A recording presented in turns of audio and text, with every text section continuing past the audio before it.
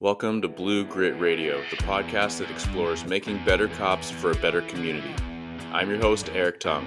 I've been an active police officer since 2007. We will dive into the aspects of police culture, health and wellness, leadership, and mindset. You'll hear from experts not only from policing, but all industries as they relate to being our best with purpose, passion, and positivity. Join me as we share stories, lessons, and advice so we can all be better for ourselves, our teams, our families, and our communities. Ladies and gentlemen, welcome back to Blue Grit Radio. This is your host, Eric. Today I'm joined by Diane, Hwang with the Blue Hero Project. So, Diane, thanks for being on the show. Yeah, thank you so much, Eric. I'm excited to be here, excited to chat with you. I've been a long time listener and even observer through social media. Super, super honored and excited to be here. No, it's very cool. And for the listeners, Diane and the Blue Hero Project are here local in my region, like in Western Washington, the Puget Sound area.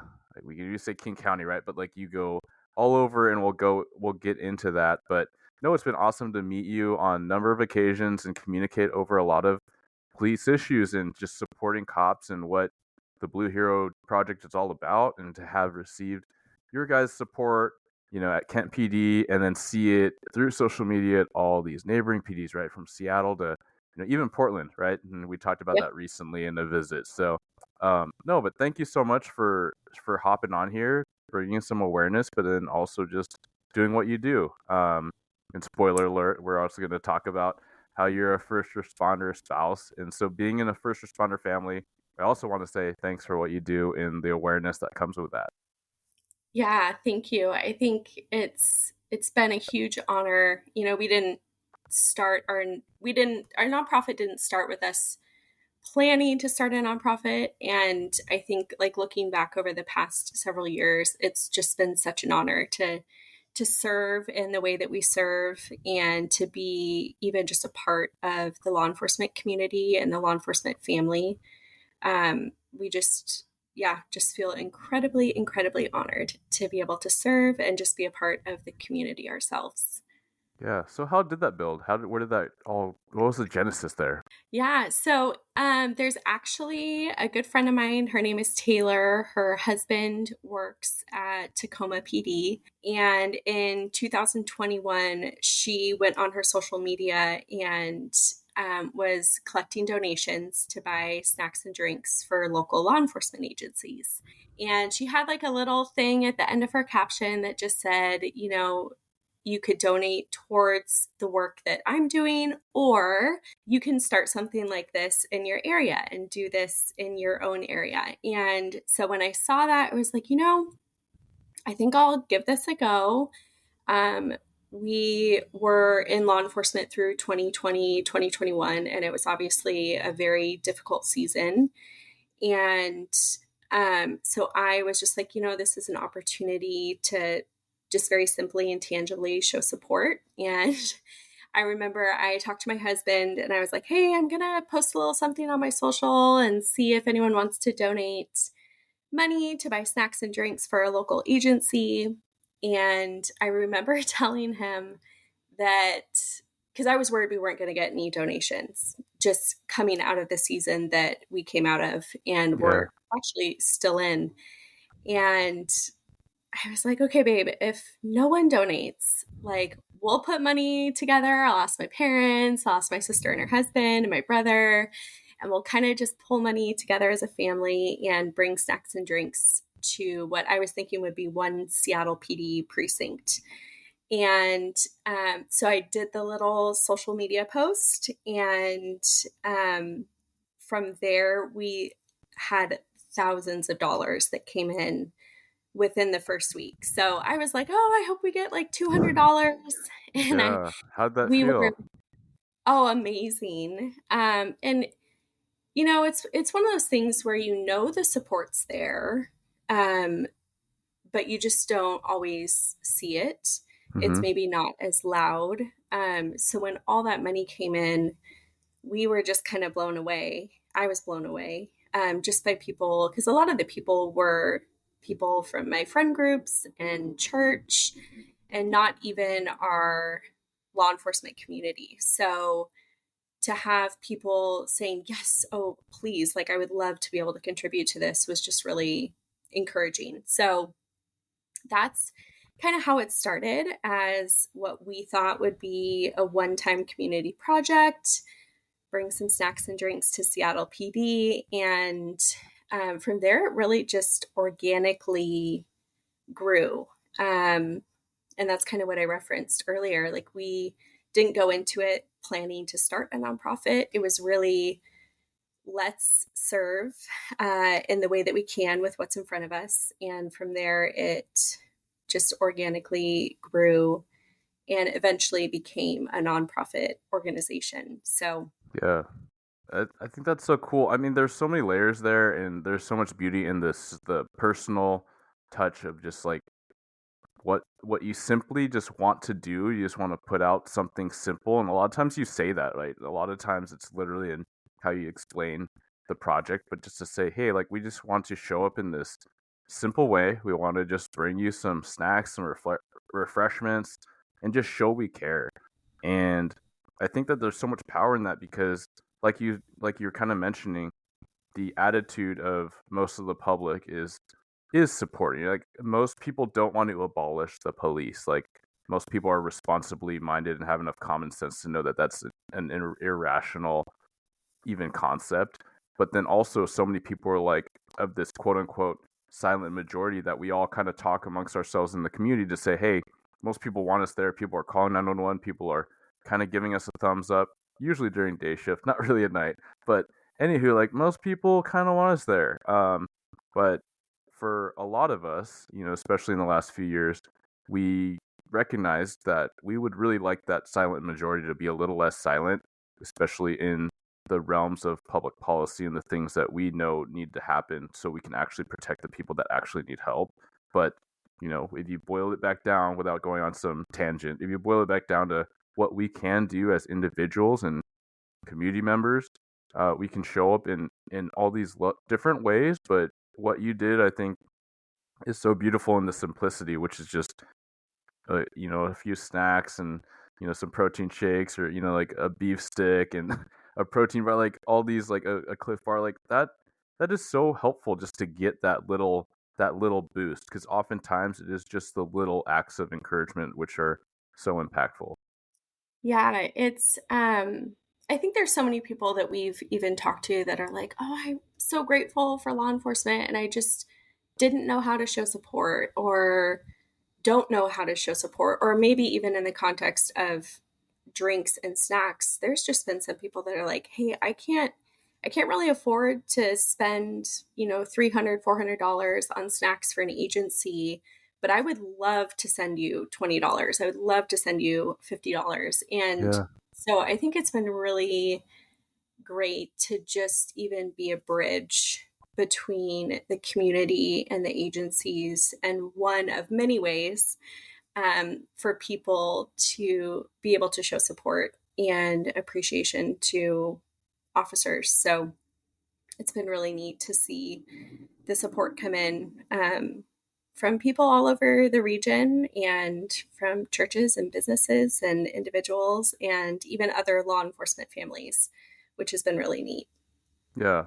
No, it's super cool. And then even on the practical side, right? Like a lot of people do want to show some love, give some support, and sometimes it's like trying to buy you your coffee or trying to buy your meals. And there are a lot of agencies and organizations that don't allow officers to accept that, right? Because there could be, let's just think back to like back in the day when things can become like preferential treatment and then it's basically some form of bribery where the majority of us recognized how the gesture and we really want to be able to accept because of the noble nature and the kindness in the gesture. And luckily, my own department a number of years back, but during the course of my career, they adjusted the policy to say, hey, you just got to notify what the thing is up your chain, like if it is one of these things. A lot of cops just out of general goodness like to pay it forward, right? So if someone buys a coffee, then you buy the next person's. I've caught the bad end of that because someone ordered like 5 coffees, but it is what it is. Um, but all to say that this could be a different way where people can avoid some of that because you don't know what your local PD may or may not accept. And if you want to just hit, a group of officers in your region, like you can just pitch, yeah, 10, 20, 30, whatever bucks towards Blue Hero Project, and then know that it is going to the collective of a bunch of officers that are going to get a little a little snack pack, right? A little, some sparkling water, just these little things that just really, I mean, it is such a big deal. It is so cool to get something like that. And sometimes you get, some baked cookies, and depending on the officer, they'll roll the dice. And sometimes it's nice to know the source and truly know the source. But anyway, yeah, I think that is an added protection there. Yeah, when we, looking back on when we first started, even I remember our first visit to Seattle. We visited the East Precinct, which was Capitol Hill, and coordinated through a spouse at her husband worked out of that precinct, and they were very specific about making sure it was individually wrapped Mm-hmm. goods, store bought goods, just because, especially through 2020 and 2021, like not knowing where certain things come from Mm-hmm. and wanting to be safe in that regard. So, um, yeah, so we do our shopping at pretty much all of our shopping at Costco. Yeah, And go Costco. go Shop Costco, they have shop so local, much. Kirkland Sig. Yes. And they have so many great things. And, we've had the input just with our team, even our all of our husbands are officers. So Mm-hmm. being able to be like, okay, so what would you guys like? Like what would be most helpful when you're getting called out to something, a scene, or you're on patrol? And that's where the beef sticks and the protein bars and the can of cold brew comes in super handy, because it's easy to throw in a patrol bag or in your Yeah. car and enjoy as the night or the day, goes on. So that's been, Costco's been our go-to. We do have an amazing gal who makes cookies, and they're incredible cookies, and she's local. So that is probably the only thing we bring that's like homemade and not Yeah. purchased at Costco. It's so impressive. Uh, Yeah, it has like the print, or how do you even, what's the right way to describe yeah, that? Like it's a someone's badge is like specifically printed with frosting. Yeah, so she has a really really neat story. So her husband's an officer here in this area, and moved here from Florida in 2020. And she had this love and passion for baking and started baking these cookies. And we connected because we actually visited her husband's agency. And she's like, hey, I'd love to bake some cookies for one of your visits.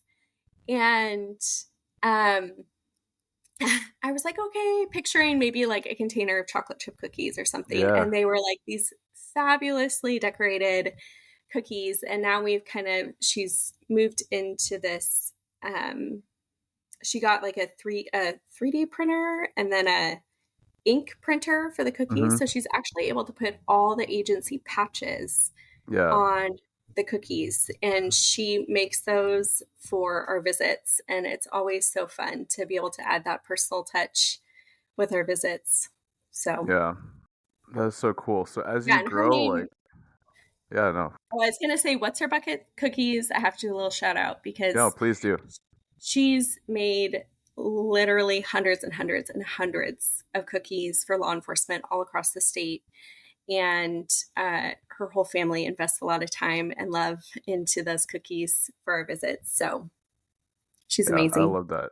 Yeah, very cool. Please share that out. Go hit them up. And so as you've grown, I'm curious, like, what challenges have you faced, and maybe even logistically, you're like, man, I'm trying to keep up with the growth and also have enough resources and bandwidth. You have a team. It's not just you. Like, what does that look like over the last couple of years? Yeah, it's a great question. So yeah, when we started, it was going to be a one-time community project. And then when all the money came in, it was like, okay, we'll visit maybe like 10 agencies. And then we experienced just more and more money coming in as time went on. So then we shifted to just a state of Washington nonprofit corporation in 2021 and kind of gave a name to the project, Blue Hero Project. And then we actually ended up pursuing 501c3 status as a nonprofit and with the Mm-hmm. IRS, and got that in 2022. And throughout this whole process, going from kind of a one-time community project to a 501c3 nonprofit, I personally have had kind of this strong feeling that it's important for us to go deeper and not wider. Mm. And that's because we're super passionate about building relationships. So we kind of looked at, okay, how can we serve our state and our region? And there's one way of doing it in which we kind of visit every single agency once. And it's like, here, we're dropping goodies off. We support you and appreciate you. And then really never being able to go back again. Yeah. Versus what we really felt was important was being able to build relationships with officers, with their families, with the agency. And so we've kind of taken this deeper approach where we really value being able to do revisits at agencies and be back. And so with that, though, it's definitely a challenge because we have the desire to visit all the agencies and to show Mm-hmm. support and appreciation to all the officers. And it's something we would love to do. And I think if we had unlimited resources, unlimited time, man, I would love to spend every single day visiting agencies all across the region. Yeah. But with that has had to just, we've had to approach it in a way to where we can build relationships and that we can also sustain the work that we're doing. And that's kind Yeah. of like a big piece is we want to be in it for the long haul. And with that, just requires taking a sustainable approach, sustainable with funds and sustainable with just time. Mm-hmm. Um, so, so that's been a huge challenge, though. I think it's for us in this season. I think it's been a good approach, but it's hard. We even just at our annual board meeting had a conversation of, okay, how do we prioritize where we visit and how do we respond when agencies or spouses reach out looking for a visit, and how do we determine how often we're doing revisits? And it's an ongoing conversation that I think will constantly be looking and really just re-examining, like, how can we serve well in this season? Because I think seasons change, Yeah. right? Whether it's business, family life, nonprofit, ministry, seasons change, and it's so important to be able to look at how you're serving and continually ask, are we serving well in the season? Do we need to shift anything? So I would say our desire is to work through the entire list of agencies that are in Washington and be able to visit them all. But we also recognize that's just going to take some time. It's just going to take some time to work Yeah. through all the agencies in our state because there's a lot. Yeah. Yeah. I love that. And I think that there's so many tangible takeaways, and I'm curious of my own because you're building something awesome and positive, and with that comes momentum. And as people grow into it, you have to decide as a board, as a leadership team, like what the focus is. And there's no right or wrong answer, right? There's going to be, as someone builds steam, they're going to look for volume, right? Maybe that's to reach out to the tri-state area, but then you recognize that that's going to dilute things, and that's going to take things away as you have to manage more people and more um, literal distance for logistics, right? Whereas I appreciate the look at hey, you're going to invest in, kind of what's close, build relationship. And so impact is a big word and theme for me, and I try to keep that in my North Star as far as, how I interact with people in my agency, in the region, and trying to do what I'm doing with police, through the podcast or through writing. And but that can be distracting at times, at least for me. And I'm trying to share that, sometimes it does feel like in this media space, you're wondering how you can grow it, but a lot of times it might not be super tangible, or it might not have like a statistic behind it with how many people are seeing what you're doing, right? It's more like, well, how is it being felt? And maybe that's what I'm trying to say, is like my takeaway from what you shared of Blue Hero Project and where you guys are going and growing. Yeah, I think in all areas of life, there's always a lot of really good things you can say yes to. Hmm. And a lot of time it's determining, okay, what's my best yes now? And Yeah.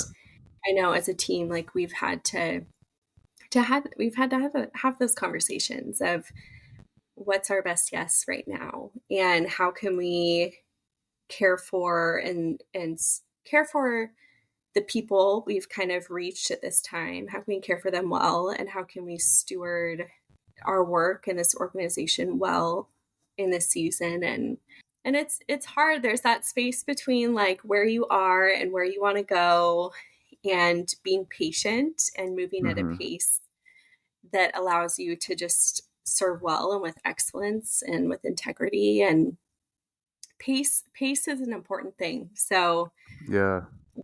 we're constantly talking about that. But yeah. Yeah, that resonates with me, right? Because we can recognize in whatever the thing is, whether it's just police work in general, like if you don't sustain pace, if you don't have a sustainable pace, then you burn out.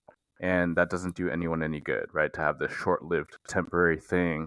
Um, I think one thing I just want to throw out there is that, in light of like how you're growing, I appreciate the recent visit to, my team. And in some ways I felt selfish in saying like, hey, like I know you've been to Kent PD before, but at the same time, like I was so close to observing like certain crews responding to Trooper Ray Seberg's shooting.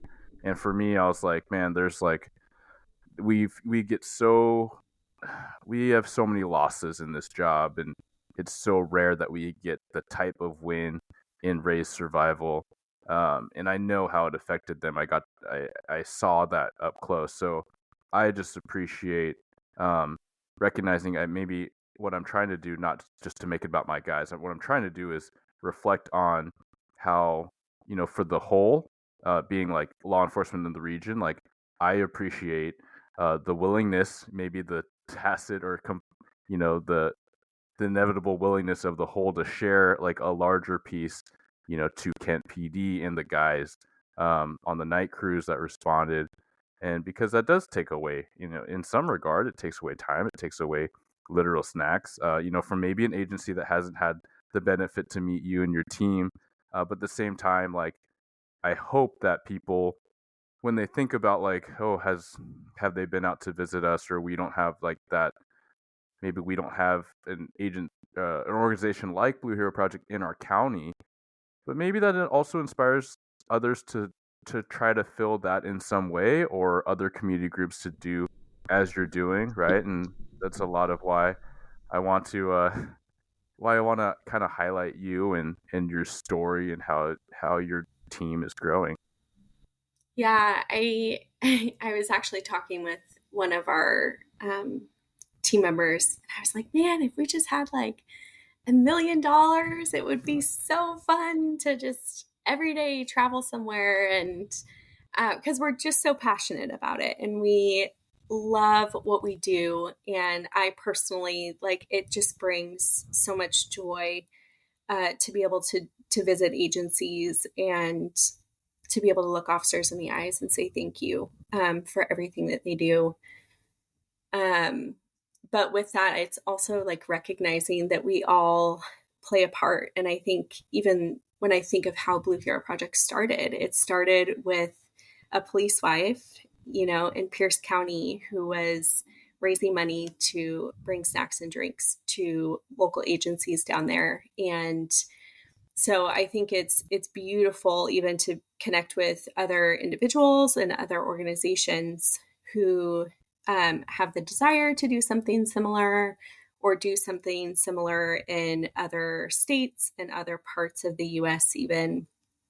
There's so much to learn from so many amazing people that are showing support to agencies all across the country. And um, there's so much to be said about collaboration and supporting other people doing amazing things. And it's been a lot of fun for us to even just through this work connect with other organizations and other people who are doing their part to show support to law enforcement. So we're just grateful that there's a whole team of people and a whole group of people who serve so faithfully. Yeah. And you're such a model for that, your group, but also you specifically. So I already know that you're gonna kind of just try to shirk away from that, but I want to ask, you have this project, you have this service and this dedication, and a lot of times, like, whether it was like at my agency or seeing on social media, like your kids are along for the ride or they're along for the road trip, and like it's so cool to see that. It's also it takes a lot, right? Like you're helping run this nonprofit. You have a family. You're a first responder spouse. That's a lot. Like it's a lot without the nonprofit. And so, like, where does all that come from? Where does all that love and dedication and service come from? Because it is a lot, and I am very impressed. I'm very inspired, and I think that there's a lot of people that are going to be wondering, like, how does Diane do it?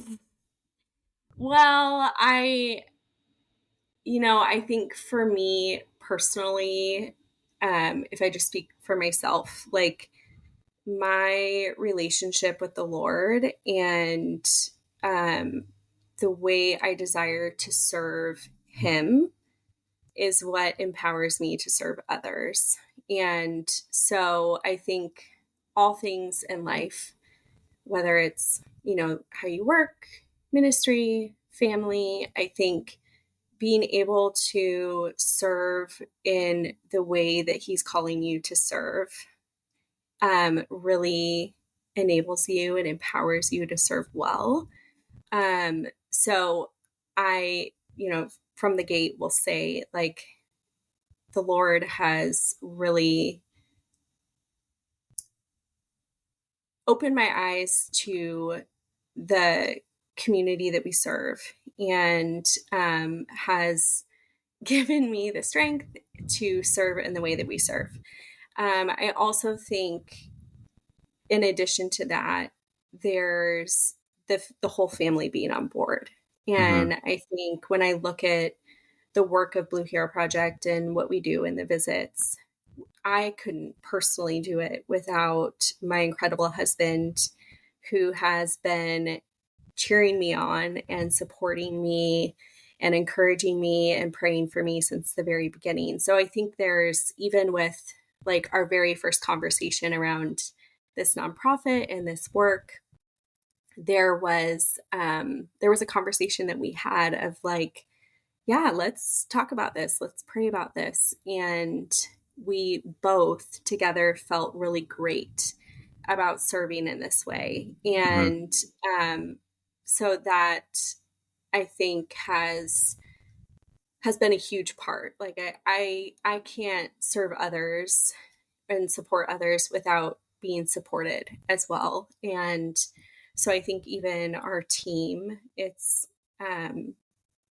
it takes a team, it takes a village. And I feel absolutely honored to serve alongside such incredible people that help make it all possible. Um, so yeah, but it's a lot, but it's also just, I think if I look at like our life, it's just, we're constantly like, how can we serve people and, and ingraining that and kind of walking that out for our kids to see, like, what does it look like to serve others and to care for others and I think even before Blue Hero Project, we did a lot of that even just within our local church. And so it's showing our kids like this is what we do. Like we shop for snacks for officers and we visit agencies and our kids, I was actually tallying up, I think we've done 145 agency visits Hmm. in the last 3 years. And our kids have probably been in tow for like 120 of those, which Yeah, is a it does look lot. that way. Yeah. They've been to most of them. And so through, if you look over the last 3 years, there's been times where they're super pumped and excited to visit agencies. And there's times when they're like, we don't want to go. We want to stay home and play. And Hmm.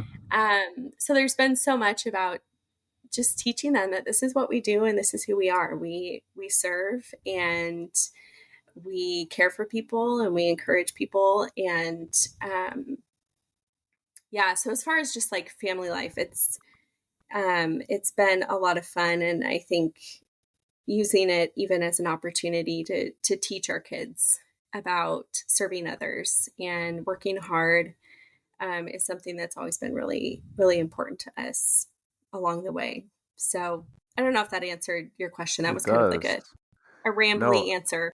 no, it does. It hit a lot of angles, and I think that what resonates is your faith and being directly aligned and informed, or informing of your purpose, right? And I think that that's something that the audience definitely resonates with, regardless of their faith or their perception of faith. Like purpose is, I think, where you get more people that Mhm. may not have organized religion as part of their lives, but like we all are part of something greater, and I think that's where we can have commonality, and then we all recognize there's goodwill and there's good energy and there's positivity and there's good and not so good, or good and evil, as ever however you want to conceptualize it.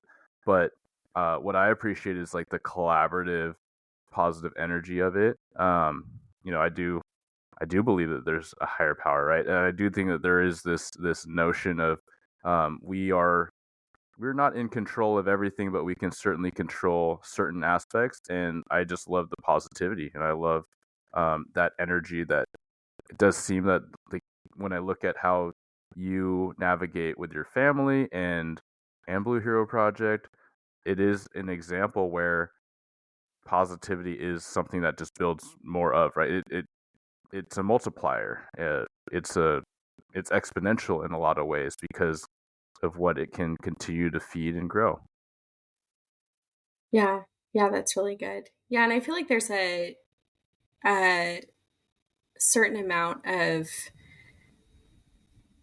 being inspired and building momentum based on relationship. And I think if I look back on the last 3 years, we have met so many incredible people. Um, yeah, just so many incredible officers and families. And I think the more you get to know the people that you serve, it it really stirs up that passion to continue to serve and to have endurance in serving. So I think that's why the relationship piece is so important for us because when you serve the law enforcement community and you get to know the men and women serving communities and you get to know their families at home, like you, I mean, you just love them and it makes you so excited to continue to serve. And I think it's very humbling to be able to serve so many people that are just absolutely incredible. So I will say there's like, I think, when you're focused on like as a nonprofit, I think if I'm focused on the amount of money we raised or how many agencies we visited, it's really easy to get to kind of have your motivation go up and down based Hmm. on the numbers. Oh, Yeah. we're lower in funds this month, or oh, we've done this many visits. And while I think all those things are super, super important, I think when you're focused on the people you serve and being able to know them and serve them well, it just creates a consistent desire and motivation to keep going in the serving, because that's what it's all about. It's about the Yeah. people. And so, yeah, I know for myself, that's been something that keeps me going is just the relationships that we've built, and even just the relationships with people that have supported us and helped make it possible. So, Yeah. I I think that you put it so well, and that's what I think I was getting at earlier in the conversation when I was like, it can be distracting. Where I think it's kind of a Western culture thing, right? Where we're so data driven and we're so metrics and performance driven through those traditional things, right? And it's only natural in our type of culture where you want to help and you want to help more, right? So you have this much money coming in, which means you can do this many visits, and then you have more volunteers coming in. You're like, cool, like let's keep growing, and you have more donations coming in. You're like, okay, cool. Where are we getting the donations? And then you're pushing social, then you're marketing, then you're doing events, and then is the tail wagging the dog, right? Is it taking away from the spirit and your own enjoyment, right? Your own connection, your human connection. And so I love that you highlight that, because I think that regardless of who's listening and the angle that they're coming in on, but that goodwill aspect and that positivity aspect, like it's really hard not to chase a metric. But then ultimately we know that when we think about impact, right, when we think about purpose, it's not about that, right? These are awesome things, right? It's only natural to want to grow Blue Hero Project every year, or maybe even the quarter, but that's not the stuff, and I'm sure that comes into discussion with your board, and it's awesome as it grows, and I'm sure it will. But I love how you recognize that and how to navigate that. yeah, I thank you. I feel like I've had conversations about, like, okay, if social media disappeared, Yeah. what would be left of Blue Hero Project? Because everything is so social media driven Mm-hmm. these days. Mm-hmm. And that's a lot, which I'm so grateful for. That's how so many people have heard about us. That's how so many people have ended up donating, is through social media. Um, but I want to make sure that if social media were to disappear, who would we who would we be as a team and as an organization, and would we have relationships beyond social?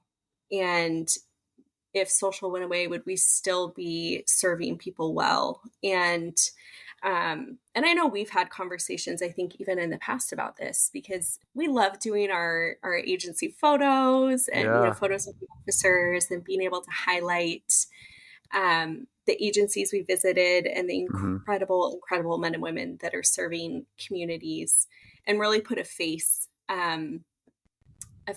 to maybe the agency, or faces to the agency. But um we never want our work to be about what's being on posted on social, Of or course. about the group photo. And so, yeah, I feel like even just asking, okay, if social media went away, or we Mm-hmm. didn't have it, or it just disappeared, like, would we still be serving well and Yeah. in the face to face with agencies? And it's been a good kind of like checkpoint for myself to just check in and not get distracted by social media. Yeah. Use it as a tool, but Mm-hmm. not depend on it so much that we miss out on opportunities to serve and connect face to face. Yeah. No, that's huge, and we have talked about that, and I'm glad you brought it up. That's literally where I was going to go next. Is that we've even had discussions where afterwards we'll text, will be like, "Oh man, we forgot to do the photo," and it's not about that, but it also like and I'm pretty opinionated in this. If agencies and officers feel comfortable with posting good stuff, like why not? You're not. That's not the reason, right? That's not the purpose, but it grows so much positivity and positive energy, right? There's so much bad press out there. Like why not lean into the good, right? And so that's something I got much more comfortable with in doing recruiting. Is that, hey, we need photos. Anyone willing and able to take them or remember to take them, and a lot of officers are, which is awesome.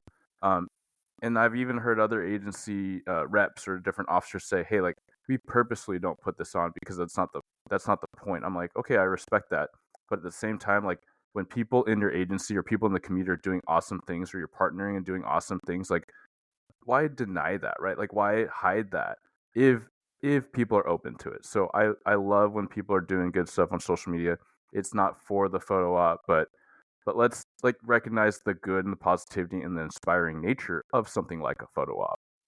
Yeah, I think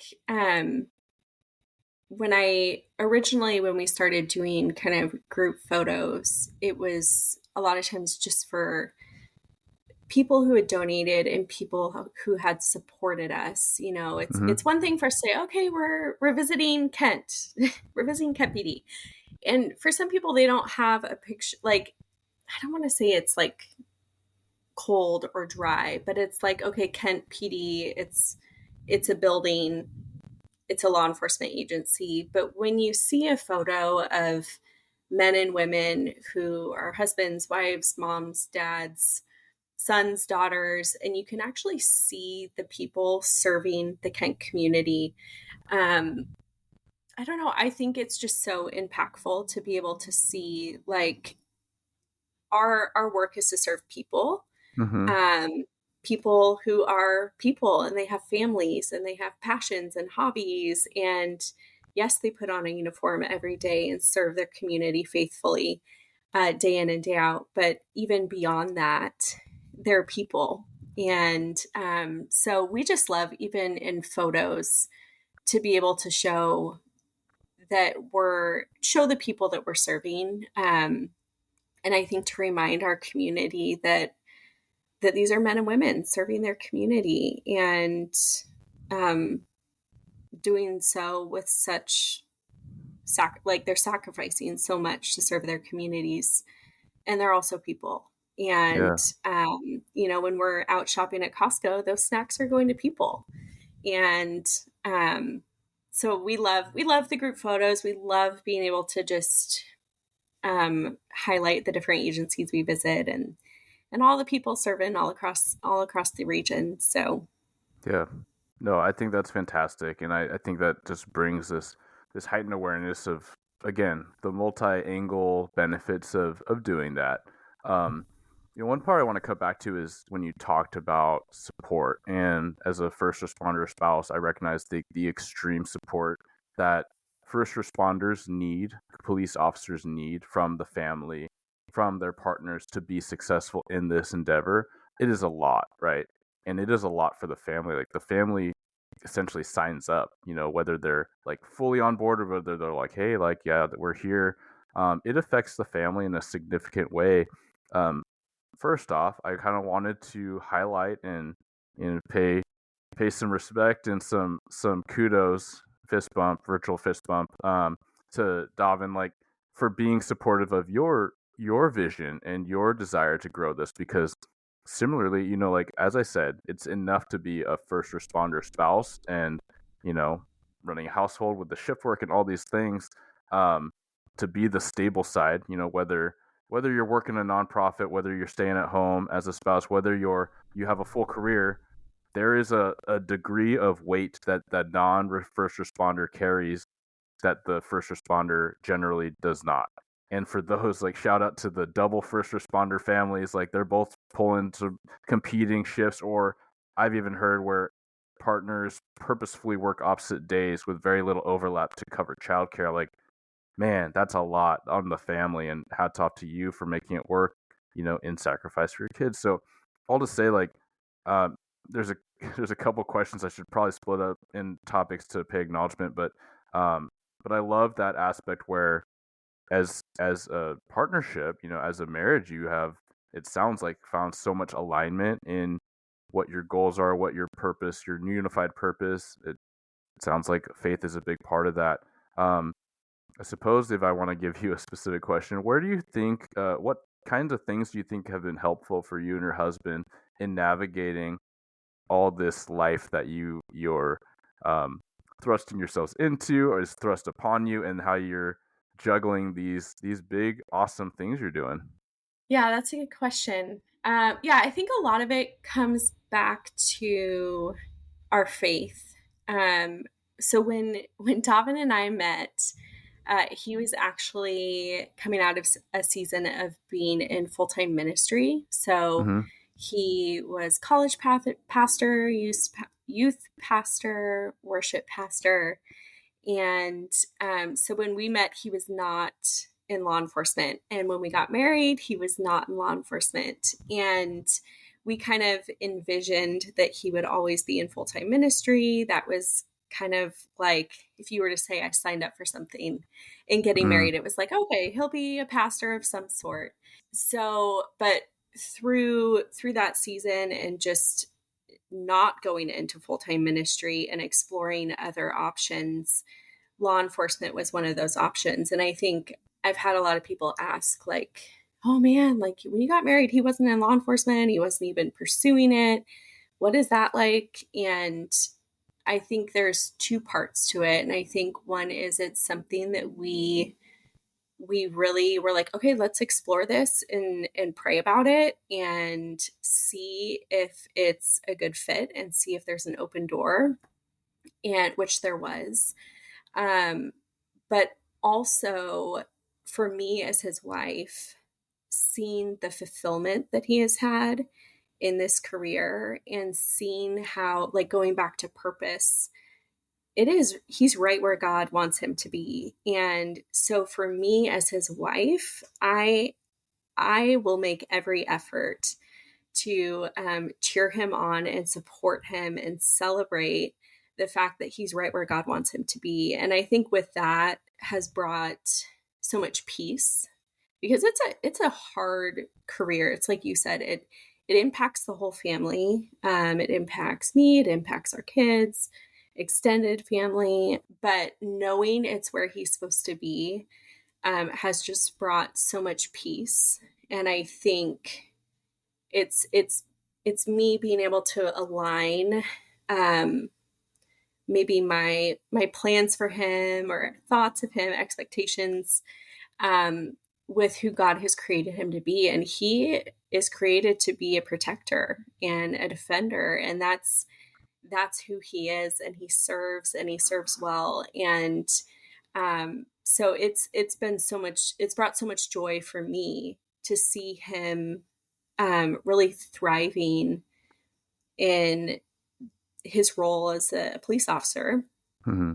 because I just know it's what he's supposed to be doing. And Mm-hmm. I think that has brought just a lot of peace to my mind and my heart to know he's doing exactly what God has called him to do. And the best thing I can do is cheer him on in that and support him.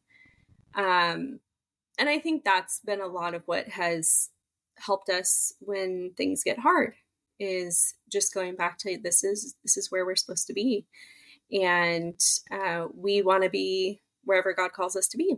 So Yeah. this is where we are, Yeah.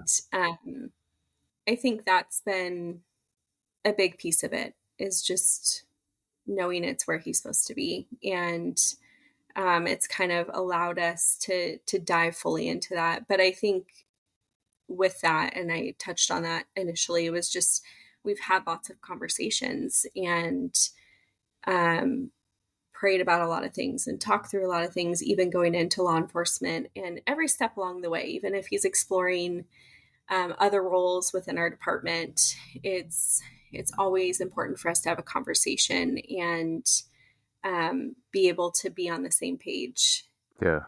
in what and how he's serving, because it does impact the whole family. Mm-hmm. So Yeah. I love that. I love how proud of him you clearly are, and I love how much alignment is through like your unified purpose, and the clear tie-in that you spoken to his faith. And I think that for other law enforcement families, what I would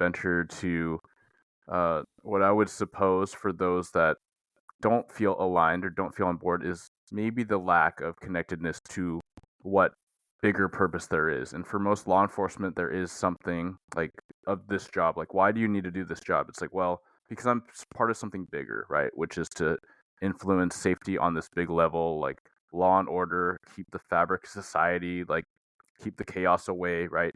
And if families grapple with that, and partners grapple with that, where they don't see that connection, or maybe they just haven't fully developed it. I think that's where there's that disconnect where um, it becomes a burden rather than this asset, and where you recognize and where you're even verbalizing some of the things and seeing him in this role, right? Uh, where you get excited, and I see it on your face and I hear it in your voice, is that you know he's where he needs to be, and that might not be common in a lot of families, especially if there is this disconnect at home, right? And so a lot of times we talk about work life balance, and I think that it's very relevant to bring up this needing to connect with the family, needing to connect with your spouse over these things, and finding the right balance to share only in what you're doing, but why you're doing it. I think that's key, and I love the fact that you're presenting this model where you talk as a partnership. Hey, how does this affect the family, and what are your goals? Or okay, do you want to look at this assignment, or do you want to look at this shift, or what have you? I've heard, I mean, there's everything on the spectrum. Some are very much like, almost jokingly sometimes, like, hey, my spouse wants me on day shift, so I'm on day shift. I'd rather work nights, but it works for the family. But I love that. Like, I love supporting that kind of, chuckling up, like, yeah, night shift can be more fun, but hey, like, we got to be family first, and that's the family at home. And at the same time, I love recognizing that there can be a middle ground between being there can be a responsible balance to being supportive, right? Because some people are very much like, hey, like, my police officer is wanting to do this thing, and I just gotta support as best I can in that role. Well, I mean, that depends, right? Because if it really disrupts the family that much, then maybe that is not the ideal role. And so I just love how you kind of uh, demonstrate or explain that. Yeah, I think having like honesty, and I think that's something I'm so grateful for, is we've been able to have conversations even around him promoting. Like we've had conversations like, should he put in for a promotion? And for us being able to come together and just be honest about, oh, here's kind of what I fear about if you do this, or don't do that, or this is what I'm kind of uneasy about, or this is what I'm excited about. And I think being able to communicate, and I think just create a safe place for one another to talk about the pros and cons to all the decisions coming with law enforcement, Hmm. where he can just honestly express where he's at, and I can honestly express where I am at. And I think even just be patient. I think that's something that Davin, my husband, has exemplified. Like, not rushing in to anything. Like, even going into law enforcement, it wasn't like, okay, I'm going to rush in and we're just going to do this. It was, let's have patience and let's be intentional and thoughtful when exploring this as a career. And then, even when it comes to the agency that he's working for and where he was going to be applying, and being able to approach it from a paced, patient way, I think has been helpful, even in the conversation of working in different units or promoting, or should I be a training officer? All these things, I think being able to approach it with patience, and kind of goes back even like what we were talking about with Blue Hero, like having the long term perspective and like the long haul in mind. And I'm just so grateful for my husband's perspective in that regard, of like wanting to be able to serve well in the long run, Hmm. comes with just not being rushed into certain decisions, but having the patience sometimes for us to even get on the same page. So instead of jumping into something, if we're not on the same page, like, let's give it some time and wait for kind of the dust to settle so we can be on the same page before we step into something. So I think that's been a huge thing for us, is to kind of have that long-term perspective, and be able to take our time when making decisions. And I know sometimes you don't, sometimes you have to make quick decisions, right? But Yeah. um when you can take the time to really think it through, and talk it through, it just, I think it can only benefit you. I love that. There's so many topics that we spoke to, and one thing that I'm noticing in, I'll say, your spirit and maybe how you and your family and Davin like all pull this together. I'm noticing themes and indications of a lot of abundance mindset and a lot of gratitude. What are your thoughts on that assessment? And do you recognize what you do to actively enhance that? Yeah, that's a good question. Um, yeah, I think even like the abundance piece, like even in serving and specifically with Blue Hero Project, I think there's been just this thought process that like we are serving God, and when we serve God, He provides. And so, even with Blue Hero Project, it's we just trust that God is going to provide for us and for our work, and He does that through so many incredible donors. And I think with that, recognizing that it's not even amongst other organizations, that it's not like a pie necessarily, where if we promote or encourage another organization and what they're doing, it takes away from what we're doing because it's very limited. I think Yeah. it's recognizing that we all have a role, and there's space for everyone to serve and for everyone to walk in their purpose. And so I think with that, I think that's really impacted how we serve as an organization, and not feeling like, oh, like it's, I think some people think it's scary to collaborate or promote or highlight other people doing amazing things because it'll take away from Mm-hmm. what we're doing. But being able to really approach it from, no, there's room for everyone, there's room for Yeah. everyone at the table, and how can we serve well in the way that we serve, but also how can we encourage other organizations and support other organizations, because we know there is room for all of us to serve. And we as an organization just want to be able to cheer on and support as many other organizations as we can.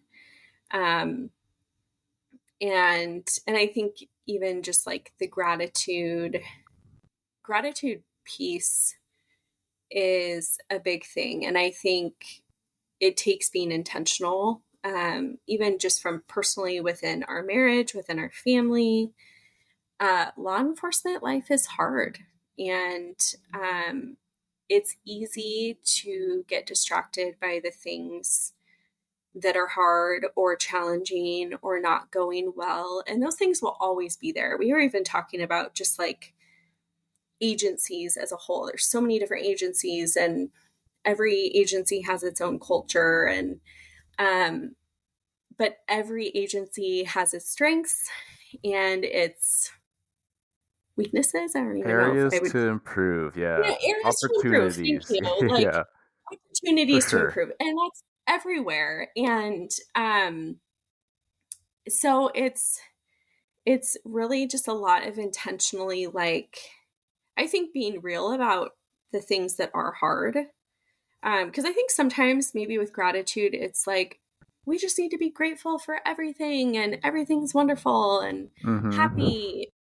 But I think there's an element of gratitude where it's important to be real about the things that are hard and are challenging, and being able to recognize that, and also recognize the things that are going great, and be able to like be grateful, um, for the things that are good. And I think that creates a depth with gratitude, to be able to say, hey, like this is really hard, and this part of his career is really difficult, and this maybe has taken a toll on our family. But with that, also being able to acknowledge all of the good and the Yeah. things like when I look at law enforcement, I'm like, okay, there's been a lot that has been really, really hard. But when I look at the good, which has been the people and the community, the friends that have become like family. I mean, the law enforcement community is incredible. Like when you meet other officers and families, I mean, they're just incredible. And some of our closest friends we have met through law enforcement, and they serve their community. And I just feel like being able to see the good and intentionally remind yourself of the good is it's so important, because there's always going to be hard stuff, but there's also always going to be good stuff. Yeah. So it's kind of like being real and honest about the hard, but also being intentional to remember and recall the good things as well. So Yeah, I think you yeah. hit on the head. Yeah, I mean, intention is everything, and yeah, it's not everything is awesome. Like sunshine and rainbows. Like, yeah, there's really crappy things, but you can't. I truly believe you can't recognize the good without recognizing the bad, right? You can't have true pleasure without pain, And so with that, there is that duality, but there is such a beneficial point to reflecting on this in a positive, constructive way and recognizing like, yeah, things are hard. It doesn't mean they're dismal. It doesn't mean it's there's no end in sight, and these hard things can create growth, right? They can create resilience. I mean, essentially, that's what adversity does for a lot of people, or it shuts people down and creates this limited, dismal kind of victimhood mindset. Whether it's the hardship of a family and what shift work and first responder work can do. Okay, yes, like I won't deny it's hard, but I will challenge and I will want us to all constructively insert yes, and here's what we can do about it. Yes, and here are the practices, here are the routines, here are the intentional, family date nights, the little things like how we can get aligned and get together and build on our bonds, right? Like, and the things that first responder family life can afford our family. It's not all things that just take away, and so I think that's really helpful, and I appreciate how you broke that down for us. Thank you. I want to be mindful of time and your time, and thank you so much. We've covered a lot of ground. Is there anything that you'd like to leave the listeners with about Blue Hero Project, about your experiences, as a first responder spouse, and also please tell everyone where they can find the Blue Hero Project and get in touch. Yeah, thank you. This has been a lot of fun. So I just really appreciate you having me on here. But yeah, Of Blue Hero course. Project, we are on social media. So we're on Instagram and Facebook. As for Instagram, it's the Blue Hero Project. We also have a website, blueheroproject.org. And so we have our website, social, and yeah, I don't even know if I really explained fully what we do. Yeah, let's Um, yeah, let's go there. Yeah. yeah, I'm realizing I might have left that out in the beginning. We probably went on in conversation, but we kind of have three primary ways that we serve, and it's been really cool to see how those, like the ways we serve, have expanded over the last 3 years. Kind of the core of what we do, which is how we started, is doing the agency visits. And so we'll visit usually 3 to 4 agencies a month.